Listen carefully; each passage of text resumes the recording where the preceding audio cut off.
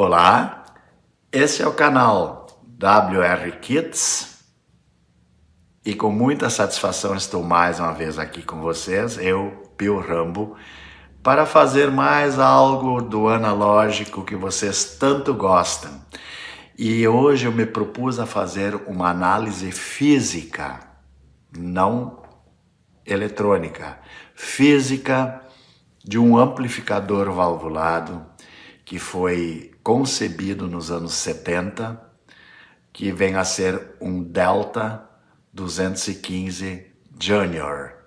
Junior porque ele não tem muita potência no painel diz 15 watts, mas para chegar nos 15 watts só com válvula 0 km, depois de um pouco de uso ele cai para uns 11, 12 watts, mas ele berra, que é uma beleza, vai fazer muita alegria para você se resolver construir, e os componentes são possíveis de conseguir, basta garimpar.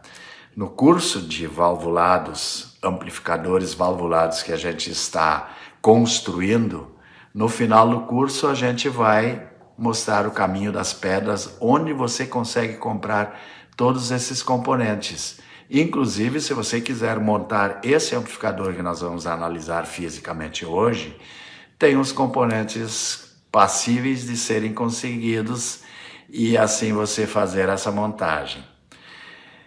Esse Delta, ele foi concebido para ser um amplificador, na realidade, básico, para ser usado em pequenos ambientes, como amplificador de voz e de músicas, numa igreja, num circo pequeno.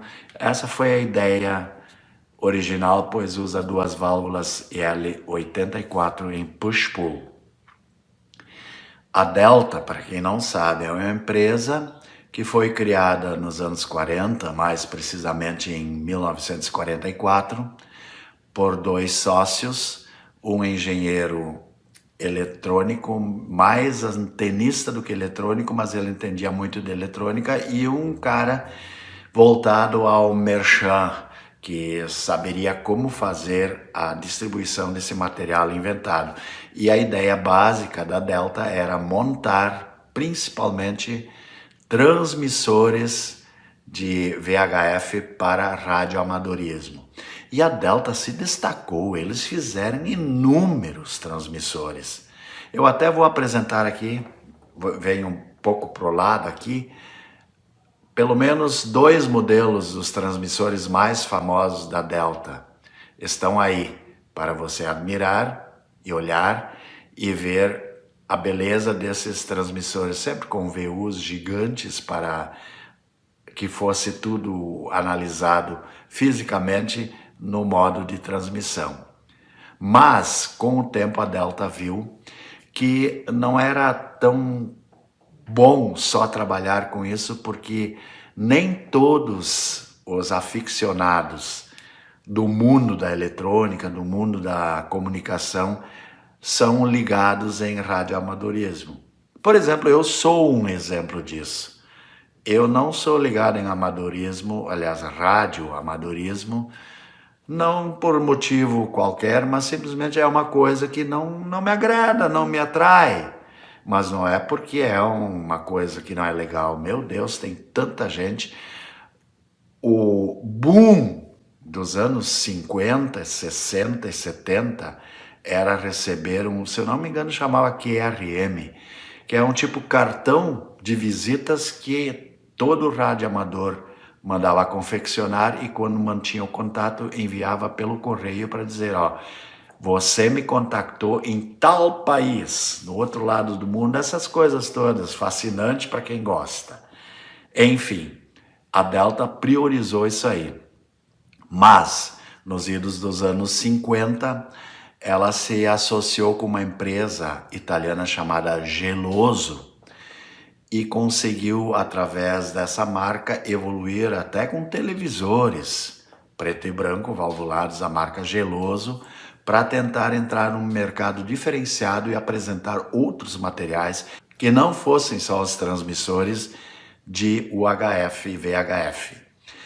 Então, Com isso, viram que dava para desempenhar novos aparelhos, eles começaram a construir as cornetas, as famosas cornetas Delta. Eu ainda tenho o corpo de uma corneta, a parte de trás não tenho mais. Eu vou ver se eu consigo mostrar para vocês ela, uma foto, para vocês verem o que eram as cornetas da Delta. Enfim, ela então viu que fazer amplificadores, oferecer o combo do amplificador com o microfone e a corneta, eles tinham um combo maravilhoso de fazer muito dinheiro, porque ofereciam o complemento total: microfone, amplificador e a corneta. Sendo assim, ela começou a crescer, desenvolver, e um dos protótipos mais famosos é esse Delta Junior, porque ele tinha um preço bem acessível e ele é o suficiente para fazer aquele berro maravilhoso que muita gente espera ter num amplificador valvulado. Então, vamos para a análise física desse amplificador. Eu primeiro vou fazer assim uma análise superficial do equipamento, para vocês terem um conhecimento do diagrama esquemático, inclusive, se você quiser, segura o vídeo para ele, faz um print screen e imprime, caso queira montá-lo. Mas é um amplificador maravilhoso, vale a pena a gente analisar. Bora para análise! Vamos agora analisar esse amplificador Delta 215 para nós termos um pouco então das ideias dos componentes para que eles são utilizados e como se formam. Como vocês podem ver, aqui nós temos duas entradas, uma para microfone, que é a J1, e a outra que é para o toca-discos J2. Além disso, temos uma entrada que é para uma conexão de emissora de rádio ou algo parecido, que entra diretamente depois da pré-amplificação do fono. Então essa configuração já ocupa uma válvula 12AX7, a metade de cada uma. J1 recebe os sinais da ordem de 200 mV, então R1 estabiliza a impedância da entrada, que vai para a grade de meia 12AX7, VL1 no pino 2 aqui.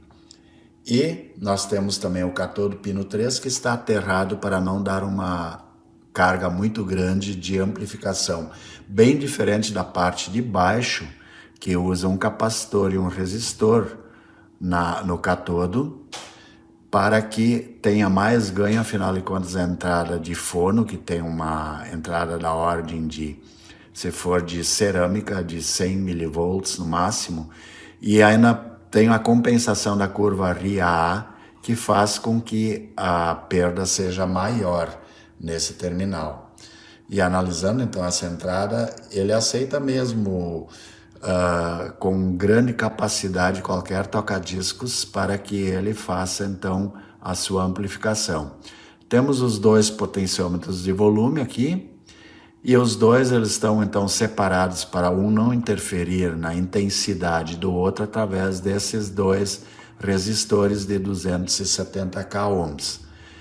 Isso tudo entra então em outra válvula 12AX7, no primeiro triodo, onde nós temos uma pequena carga no catodo para que a amplificação seja média, de onde sai então para o complexo todo que é o sistema de graves e agudos desse amplificador.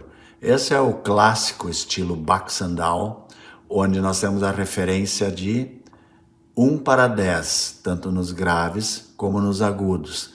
Isso significa que no total de todo esse complexo também teremos um sinal mais ou menos aumentado em 70% ou 80% dentro da gama de frequências a que se propõe, sendo gradativamente menor a queda quanto mais agudos forem passados aqui pelo graves e quanto mais graves forem passados aqui pelo agudos.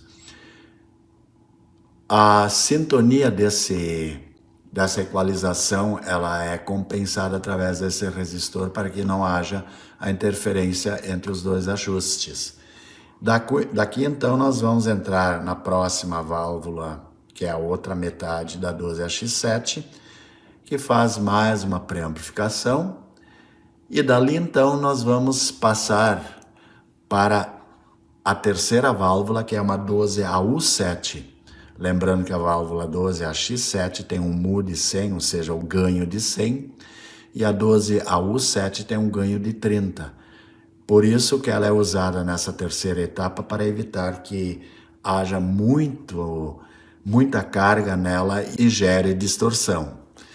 Temos aqui uma curva de retorno da realimentação negativa que entra aqui neste catodo para que o nosso sistema todo tenha uma compensação de falta de interferências estáticas, interferências de superagudos que podem facilmente fazer apitar o alto-falante. Isso tudo é compensado através dessa linha de retorno.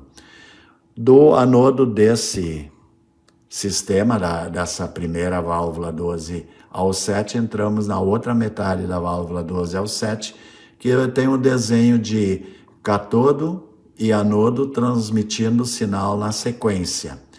Aqui, através deste lado do catodo, nós temos o sinal inteiro sem ter inversão, e na parte do anodo ele sai invertido, ou seja, aqui a senoide é assim e aqui a senoide é assim, uma inversa da outra, para que o sinal entregue nas duas EL84 seja fora de fase 180 graus e cada válvula possa então amplificar a metade do ciclo e assim na sua soma proporcionar uma potência maior. No catodo aqui nós temos então a compensação de bias para que nós tenhamos no máximo em torno de 8 volts aqui no catodo e assim em torno de 30 miliamperes para que não tenha sobrecarga nas placas da EL84, ela possa trabalhar folgadamente. A grade 2 é compensada com uma pequena diferença de tensão através desses resistores aqui, esses três, R32, 34 e 33, e que através do meio do transformador de saída, a mesma alimentação alimenta os anodos das EL84. E o transformador de saída então entrega 3 opções, aliás 2 opções, uma de 8 ohms e uma de 16 ohms. Analisando a fonte desse mesmo circuito, nós temos então aqui a entrada de corrente AC, de tensão AC, melhor dito, que passa por um fusível de 2 amperes, passa pela chave liga-desliga, a qual tem um capacitor em paralelo para evitar faiscamentos muito grandes e assim proteger a vida útil dessa chave, e uma outra chave, um outro capacitor que é aterrado de 5 nanofarad, que é para compensar a fase. Esse é o famoso capacitor formiga, ou seja, capacitor que evita de fazer aquele formigamento nos beicinhos quando a gente vai usar o microfone fora de fase em relação a esse amplificador e a guitarra que vai usar. Então, para ter a mesma fase, faz com que os dois capacitores, o desse amplificador e o amplificador da guitarra, sejam conectados do mesmo jeito e evite esse tipo de formigamento, aquele beliscar chato quando se vai cantar e encosta a boca no microfone.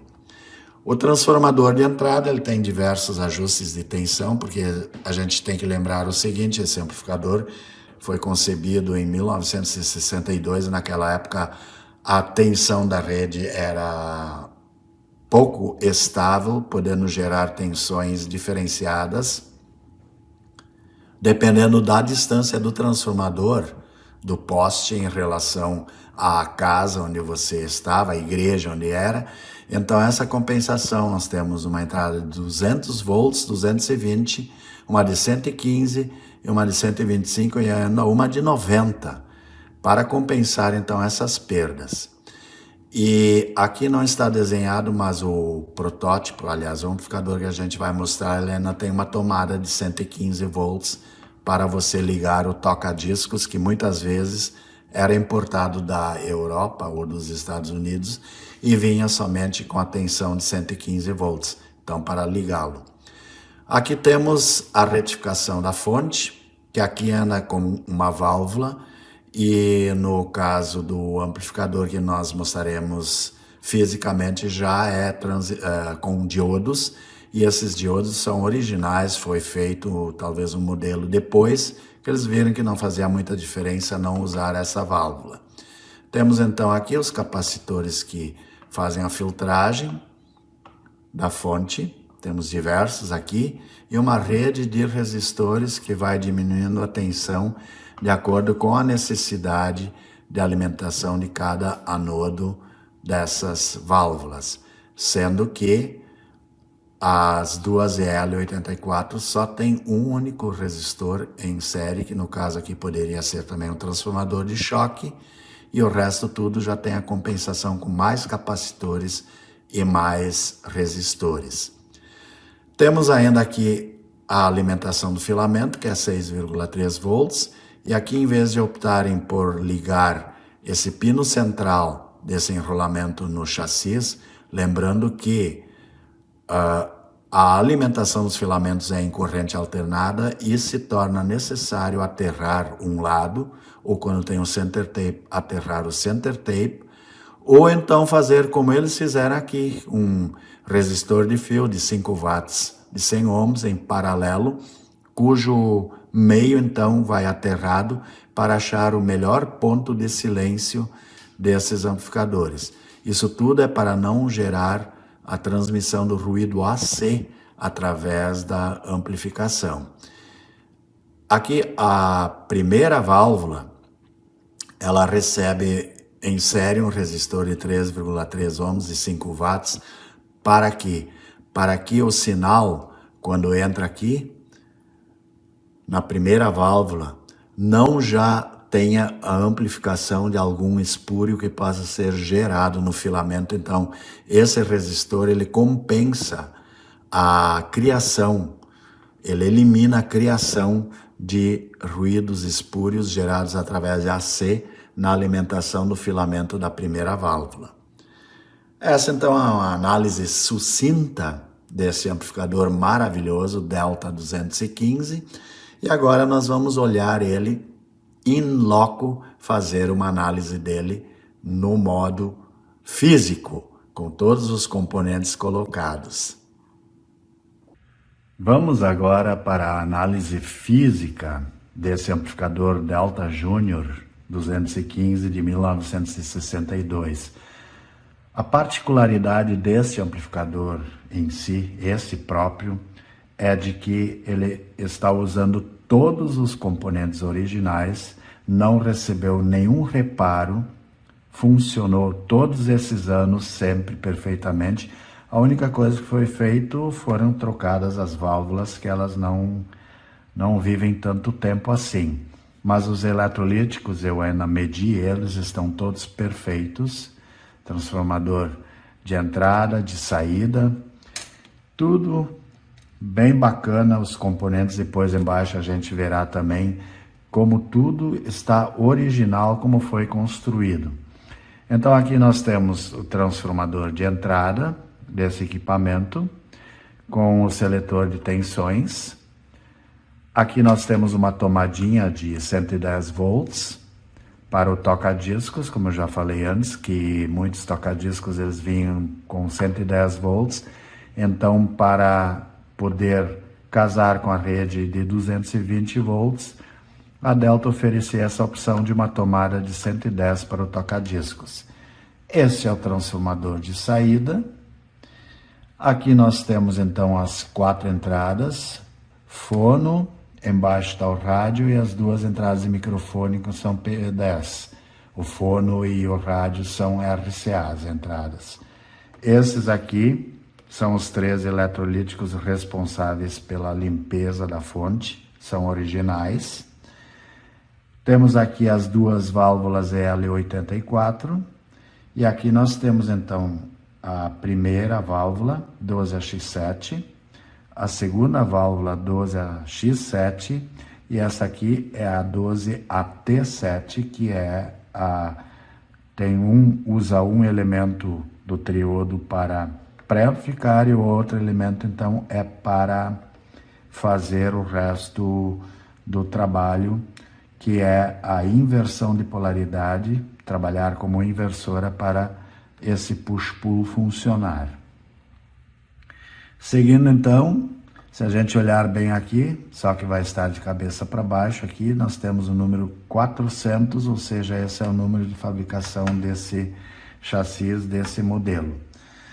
Temos aqui então os controles esse aqui é o controle de graves, de agudos, do volume do fono e o volume do microfone. Aqui a chave liga-desliga e aqui somente um acrílico vermelho para ser o piloto, que é através da emissão dessa lâmpada que faz com que o piloto então emita luz e a gente saiba que está ligado.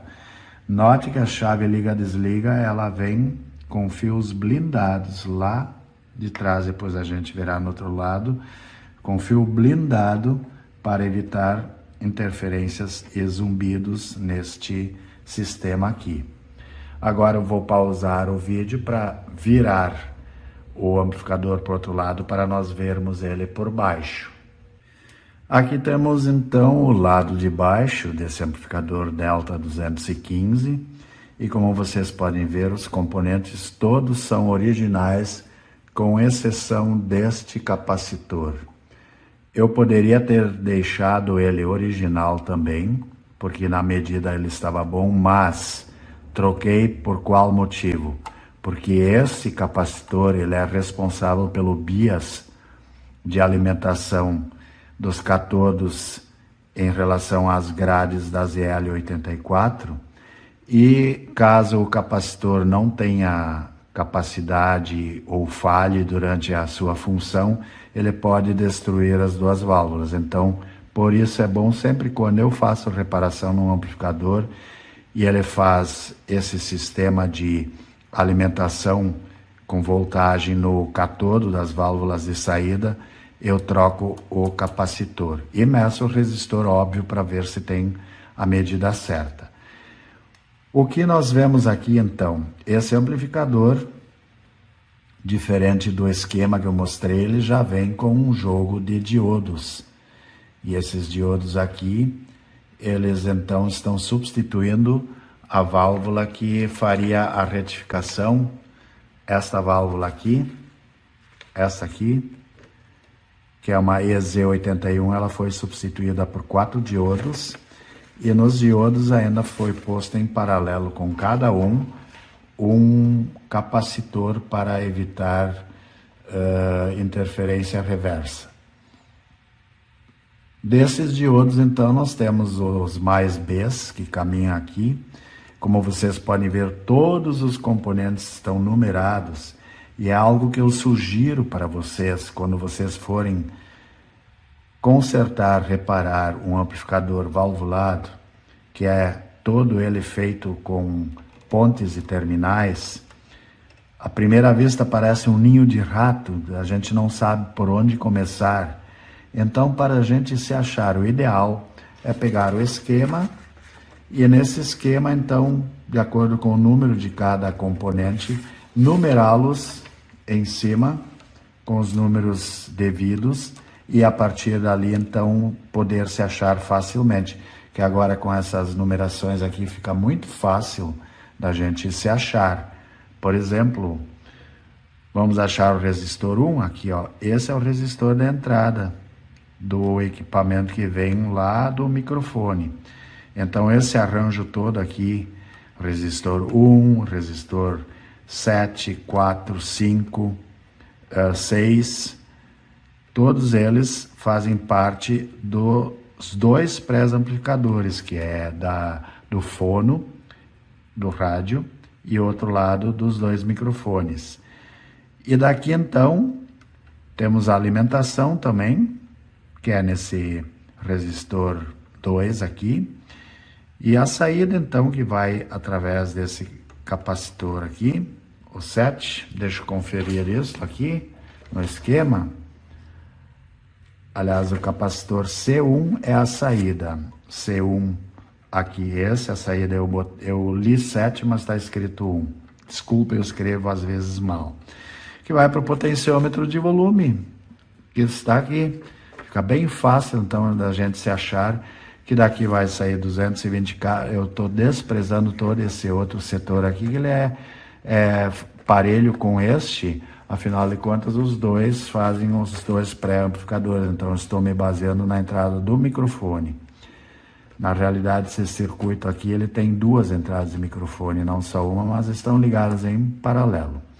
O potenciômetro de volume, que nós temos aqui, que daí sai através do resistor R8, que seria esse aqui, sai e entra na próxima válvula aqui, no pino 7, que é a grade, onde então vai ter mais uma pré-amplificação.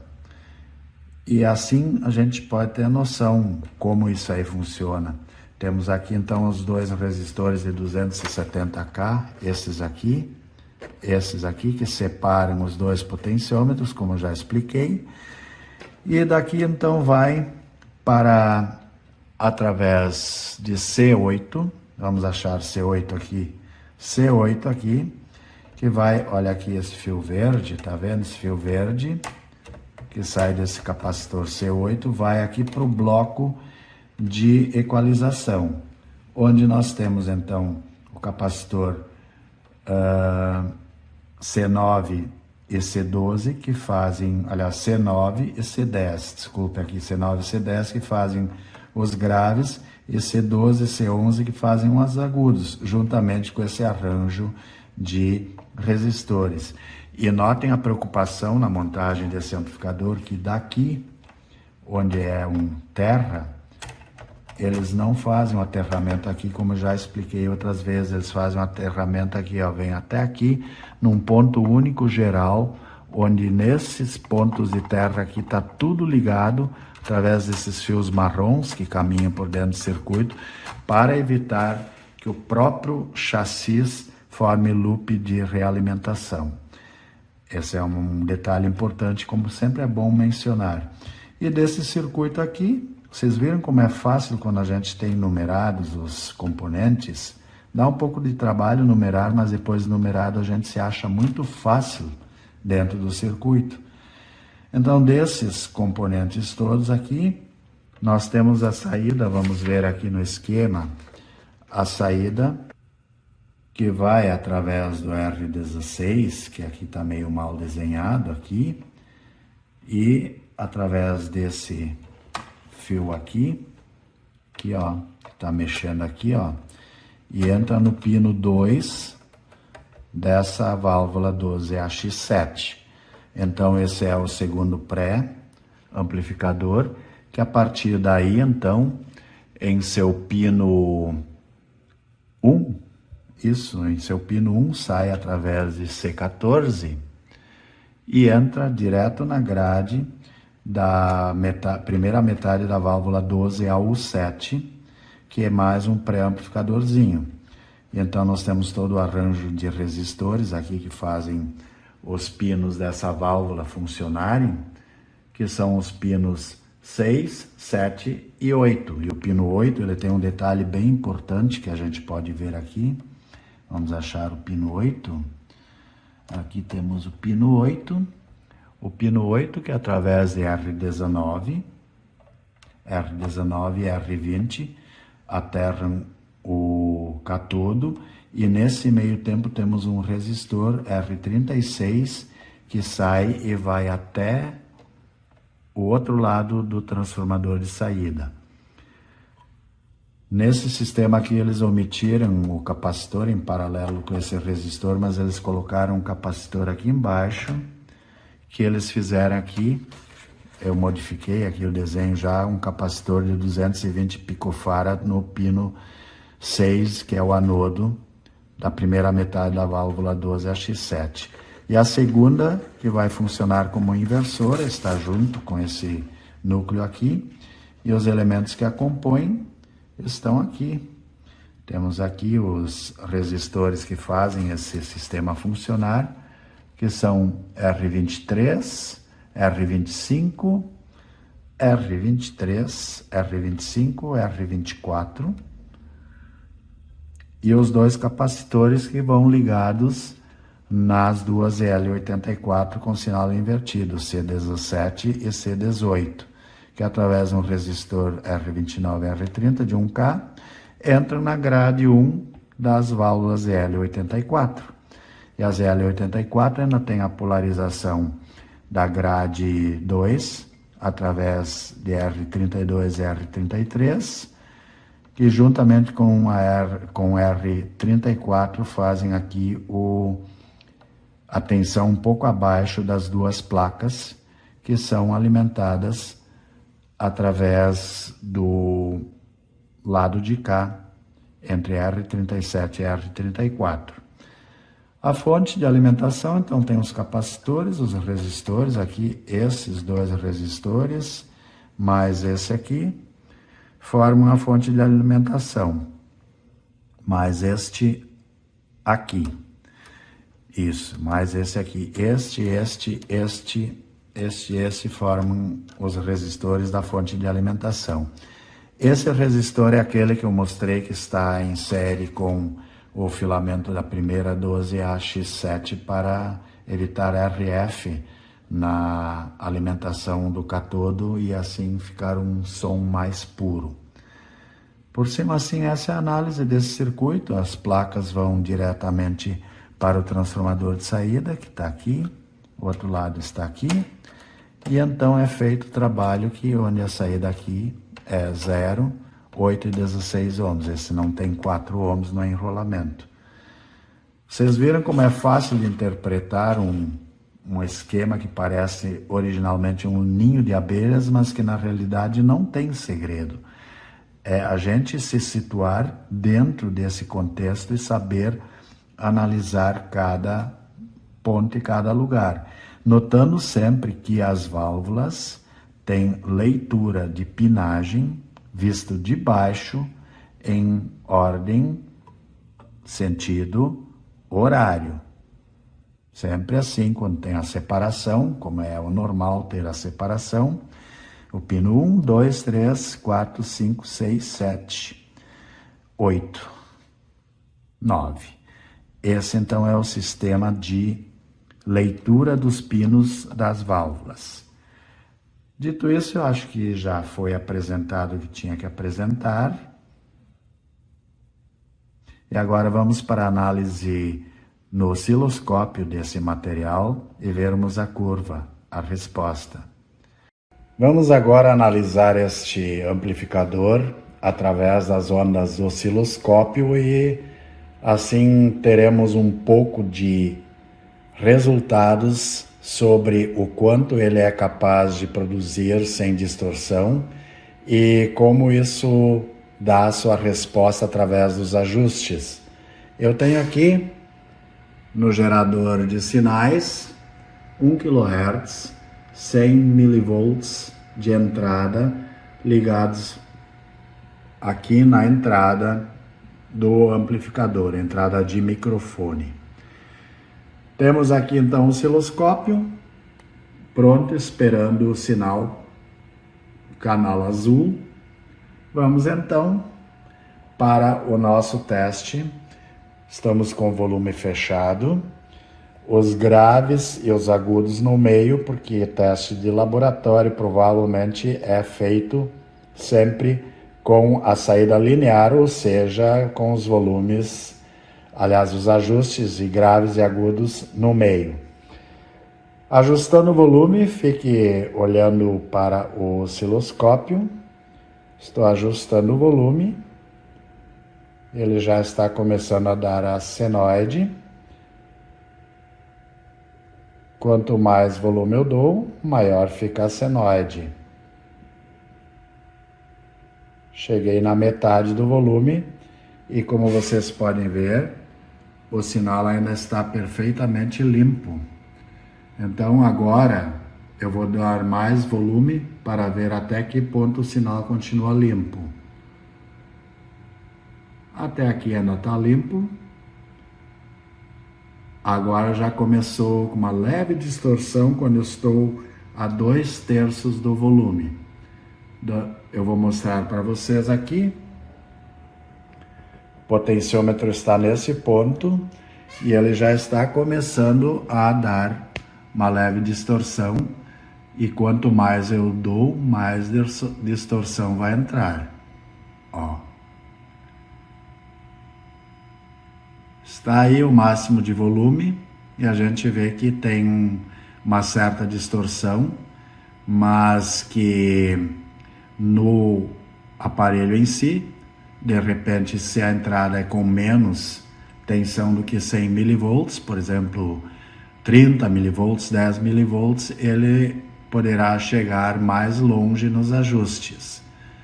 Então está aqui, o ajuste aqui está, esse é o nível máximo sem distorção. Vou mostrar no potenciômetro, está aqui no potenciômetro, o ajuste.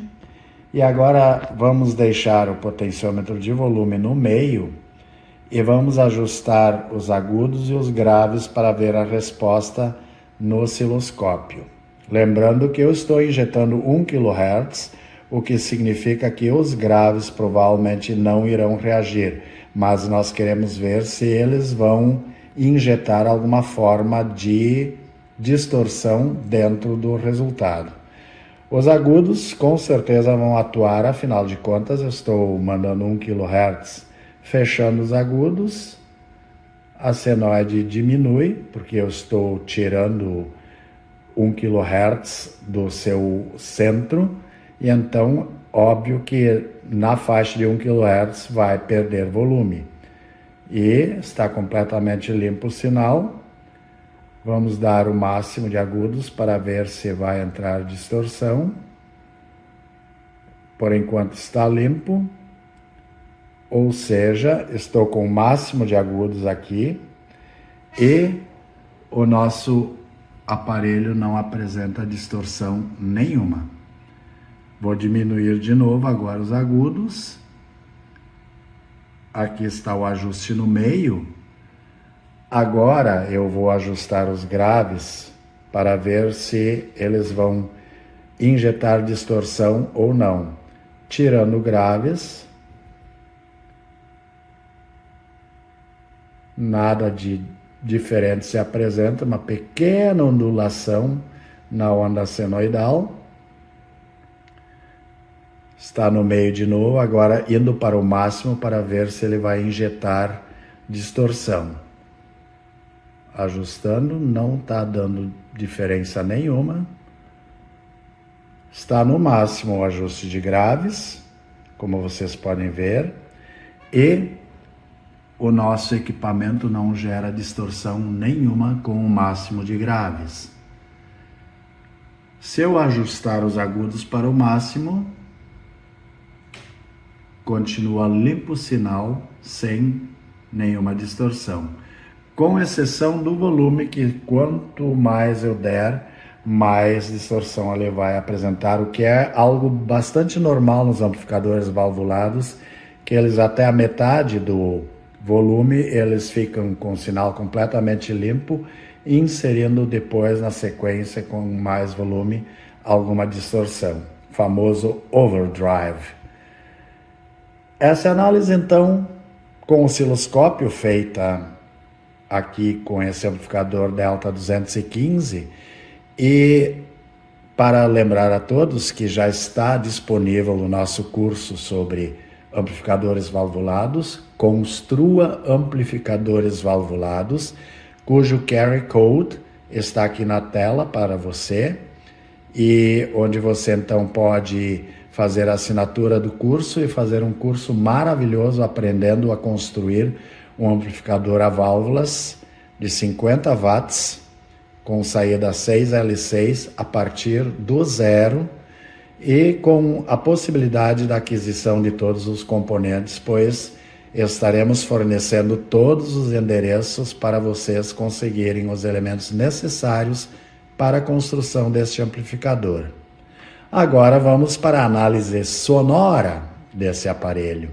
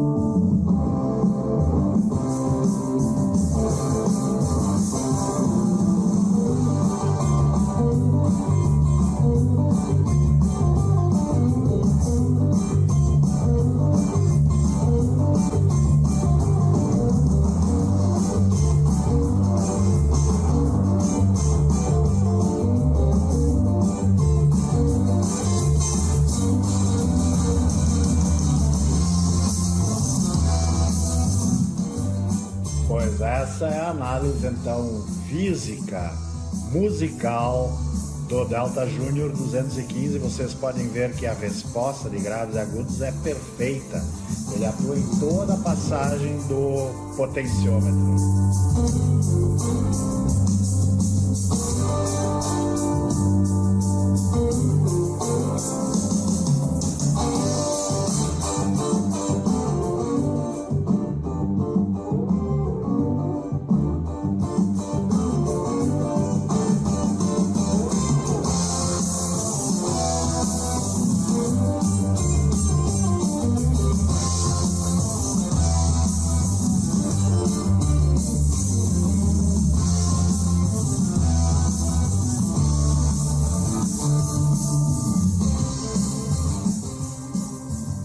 Maravilhoso equipamento com duas L84 em push-pull na saída, e esse é o resultado maravilhoso com os componentes originais de 1962. Espero que vocês tenham gostado desse vídeo e vamos lá com mais outras ideias daqui para frente.